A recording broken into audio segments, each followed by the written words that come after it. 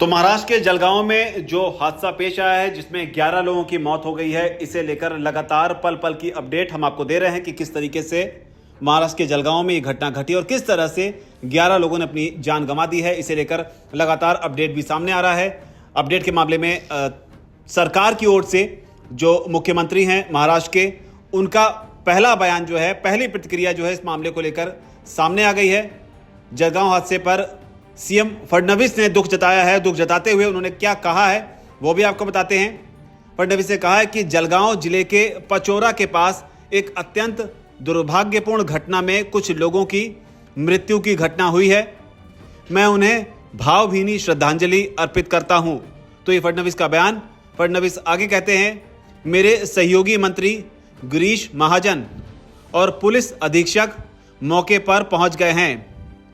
साथ ही फडणवीस कहते हैं कि और कुछ ही देर में कलेक्टर भी वहां पर पहुंच रहे हैं।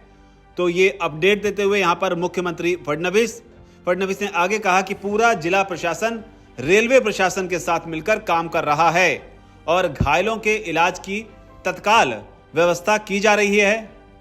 8 एम्बुलेंस भेजी गई हैं। साथ ही फडणवीस कहते हैं, घायलों के इलाज के लिए सामान्य अस्पताल के साथ साथ आसपास के अन्य निजी अस्पतालों को भी तैयार रखा गया है। तो बड़ी अपडेट जलगांव के हादसे को लेकर, जहां पर 11 लोगों की मौत हो चुकी है।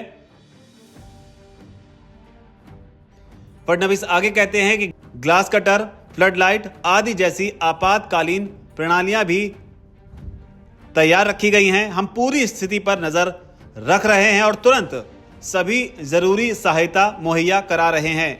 मैं यानी कि फडणवीस जिला प्रशासन के संपर्क में हूं। तो ये देवेंद्र फडणवीस का पहला बयान जलगांव हादसे को लेकर, जलगांव ट्रेन हादसे को लेकर, जहां पर कई लोगों की मौत हो गई है। 11 लोगों की मौत की खबर अभी तक निकलकर सामने आई है। जिन लोगों को नहीं पता उनको बता दें कि यहां पर 2 ट्रेनों के बीच का ये पूरा मामला है, जिसमें एक ट्रेन का नाम पुष्पक एक्सप्रेस है। ट्रेन जो है वो जा रही थी, बताया जा रहा है उसके बाद में चेन पुलिंग हुई। खबर है कि आग की अफवाह फैलाई गई और जिसके बाद कई लोग जो है उस ट्रेन से उतरे, कई लोग कूदे। जिसके बाद दूसरी तरफ से आ रही जो ट्रेन थी कर्नाटक एक्सप्रेस, उसने कई लोगों को कुचल दिया। हालांकि इस मामले में जो सेंट्रल रेलवे के CPRO हैं डॉक्टर स्वप्निल नीला, उनका भी बयान सामने आया है। तो लगातार हम आपको ये आधिकारिक बयान भी बताते जा रहे हैं कि सरकार की ओर से, तमाम उन एजेंसियों की ओर से क्या कुछ कहा जा रहा है और क्या रुख है उनका, वो जानकारी भी आप तक हम लगातार पहुंचा रहे हैं। सेंट्रल रेलवे के CPRO स्वप्निल नीला ने कहा है कि जलगांव के पास पचोरा जो है वहां पर पुष्पक एक्सप्रेस जो लखनऊ से छत्रपति शिवाजी महाराज टर्मिनस की ओर जा रही थी, उसमें अलार्म चेन खींचने की घटना हुई। इस घटना के बाद कुछ यात्री ट्रेन से उतर गए। उसी समय कर्नाटक एक्सप्रेस वहां से गुजर रही थी और विपरीत दिशा में जा रही थी।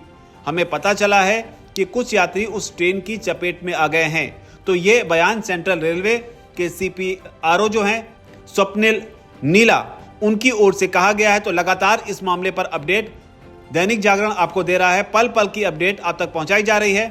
कई लोगों के गंभीर रूप से घायल होने की भी खबर है, जबकि 11 लोगों की दर्दनाक मौत हुई है। इस पर और भी जो ताज़ा अपडेट आएगी, वो पल पल की अपडेट दैनिक जागरण लगातार आपके सामने लेकर आता रहेगा।